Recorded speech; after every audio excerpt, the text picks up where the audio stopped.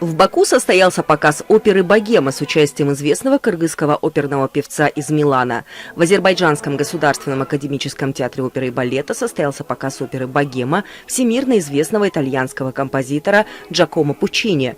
Об этом сообщил чрезвычайный полномочный посол Кыргызской республики в Азербайджанской республике Кайрат Усмуналиев. По словам Усмуналиева, главную партию исполнил приглашенный из знаменитой оперы «Ла Скала» из Милана лауреат премии Лучиано Паваротти «Лучший тенор 2016», выпускник Академии Ла Скала, единственный кыргызстанец, который исполняет оперные партии на сценах Италии, Южной Кореи, Германии, Албании и других стран Европы, Дженишбек Исманов. «Богема» – лирическая опера, в центре которой интимная драма. Музыка оперы насыщена напевной, волнующей мелодикой. Выразительность пения оттеняется красочным разнообразием, темпераментной порывистостью оркестровой партии.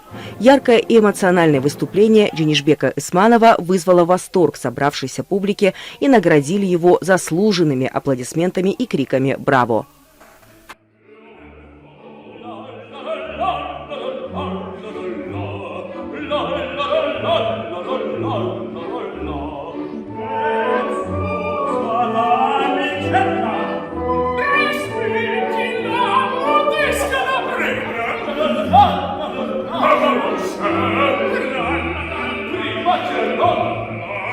Oh, bestia!